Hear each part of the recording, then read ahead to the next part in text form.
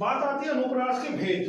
तो अनुप्रास के भेद में आज हम जो बात कर रहे हैं कि ये जो 5 इसके भेद होते हैं, मैं समझता हूँ कि अब बच्चों की पढ़ाई में थोड़ा सा कटौती कर दी गई है और उस कटौती की वजह से ये शायद उनके सिलेबस में या उनके एग्जाम में ना आए। लेकिन फिर भी मैं चाहूँगा कि बच्चे एक बार इस वीडियो को ज़रूर देखें, क्योंकि भविष्य में ये हमारे काम आने वाली चीज़ है। जो किताब में दी गई है वो हमें एक बार पढ़नी ज़रूर चाहिए। तो अनुप्रास अलंकार के भेद, सबसे पहला है छेकानुप्रास।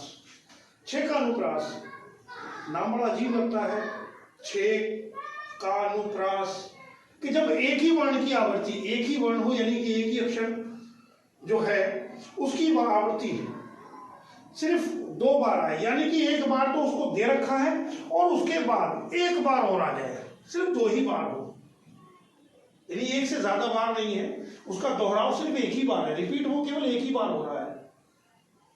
ऐसे में अगर हम देखेंगे कि अगर वो सिर्फ एक ही बार आ रहा है, उसकी रिपीट जो है वो एक ही बार है, तो वो छेकानुप्रास अलंकार है। इसके उदाहरण मैंने एक दिया हुआ है कि हरिपद कोमल कमल से। अब यहाँ क जो है, क ये जो व्यंजन है वर्ण, ये केवल 2 ही बार यानी कि एक बार रिपीट हुआ है। दूसरा आता है वृत्यानुप्रास। वृत्यानुप्रास वही चीज जो अभी मैंने बताई थी कि उसमें सिर्फ एक ही बार होता है। यहां जब एक वर्ण की आवृत्ति एक से अधिक बार, यहां तो सिर्फ एक ही बार है, लेकिन यहां एक से अधिक बार आ जाए, 2 बार 3 बार, एक से अधिक बार आ रही है, तो वृत्यानुप्रास है। जैसे मोर मुकुट मकराकृत कुंडल, यहां 3 बार म जो वर्ण है, व्यंजन वर्ण है, इसकी आवृत्ति 3 बार आ रही है। तीसरा है श्रुत्या। देखिए इसको मैं बताऊंगा श्रुत्या, कि जो उच्चारण हमें सुनाई दे रहा है, अब उच्चारण कहां से निकल रहा है, वो उच्चारित कहां से हो रहा है, ये चीज देखने वाली बात है। तो मैंने अपनी एक वीडियो में, जो पहली शुरुआत की मेरी वीडियोस हैं, उसमें मैंने उस चीज का खुलासा किया है, आप उसको देखना चाहें तो देख सकते हैं। क्योंकि मैं इसको रिपीट कर देता हूं कि हम जब वर्णमाला को उच्चारित करते हैं, तो जैसे क, ख, ग, घ, अंगा, जो वह वर्ड है, बच्चे अणा खाली ज्यादा बोलते हैं कि अणा खाली, का, खा, गा, घा, अणा नहीं है, वो अंगा है, अंगा। और ये आवाज जो निकल रही है, ये यहां से कंठ से निकल रही है। इसमें हमारी जीभ का, दांत का, तालू का, किसी का कोई रोल नहीं है, होठों का भी कोई रोल नहीं है, मुंह खुला, क, हल्का सा अंदर से आवाज आ रही, क, ख, ग, घ, अंग। इन 5 अक्षरों में कोई भी किसी का रोल नहीं है, और रोल के अकॉर्डिंग ही इनके नाम पड़ जाते हैं। जैसे अब आ जाती है दूसरी लाइन, च, च। यहां आप देख रहे होंगे कि हम जीभ को मोशन में ले रहे हैं। जीभ हमारी ऊपर नीचे हो रही है, च, छ, ज, झ, य, अलग मोशन आ गया।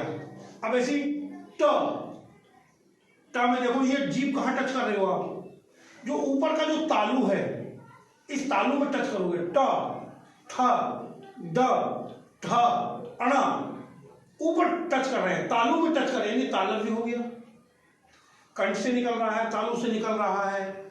अब आप दांतों से च, छ है, च, छ, ज, झ, य, ऐसे ही अब आप आ जाइए, ट, ठ, ड, ढ, अणा हो गया, त, थ, द, ध। अब आप देख रहे होंगे कि दांतों में आपकी जीभ टच हो रही होगी, उच्चारित करके देखो मेरे साथ, त। जब आप त बोलोगे, त, तो जीभ को जो है अंदर से दांत को टच करेगी, ये दंतीय, ये दंतीय हो गई, त, थ, द, ध, न। अब ओष्ठीय, होठों से आप बिल्कुल किसी रोल को मत दीजिए, आप सिर्फ होठों को बंद कीजिए, प, ऐसे देखो, जैसे होठ खोलोगे आवाज निकल रही है, प, फ, ब, भ, म, ओष्ठीय हो गए। तो ये चीज मैंने बताई थी। तो ये चीज हम बताएंगे कि अगर कंठव्य हो, तालव्य हो, दंतीय हो, ओष्ठीय हो, इस तरह से अगर कोई उच्चारित हो रहे, एक ही जगह से उच्चारित हो रहे हैं उन शब्दों में, और कोई वर्ण ऐसा है जो क्रम से लगातार आ रहा है, बार बार आ रहा है, तो समझ लीजिए कि वहां श्रुत्यानुप्रास अलंकार है। जैसे कहे पद्माकर, कहे पद्माकर सुगंध सरसावे सुचि। अब सुगंध सरसावे सुचि, अब चूंकि स है, सुगंध ये कहां से निकल रहा है, सरसावे सुचि, ये तीनों वर्ण सेम है, समान है। ऐसे ही बिथुरी, बिथुरी विराजे बी बार, बिथुरी विराजे बार हिरण के हार पर, यहां बाकी 1, 2 और 3।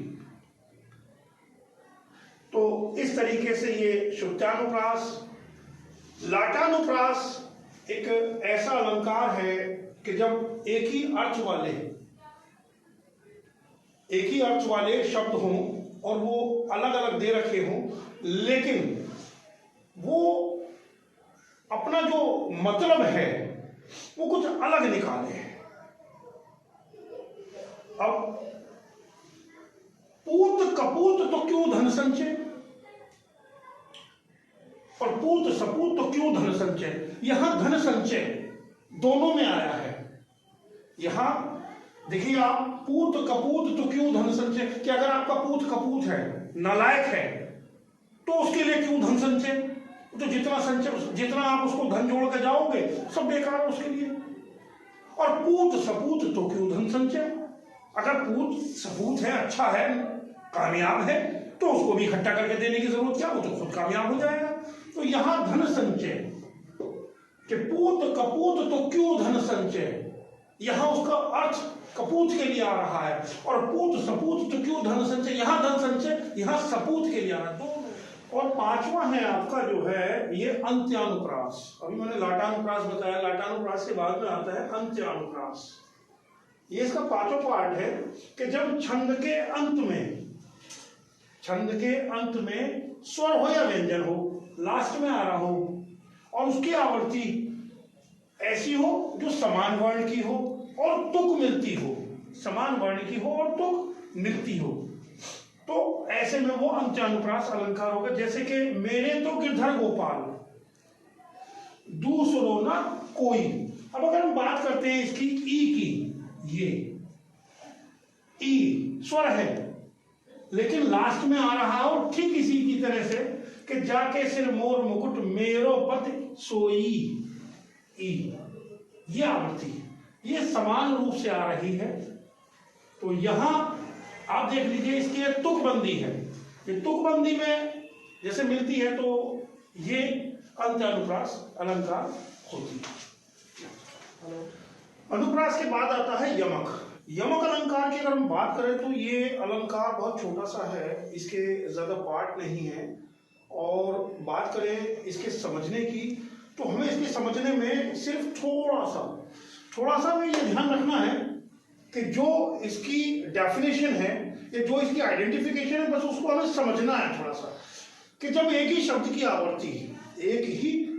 आवृत्ति, यहां आप एक चीज समझेंगे कि अब तक जो आपने अलंकार में पढ़ा वो था वर्ण, स्वर या व्यंजन वर्ण।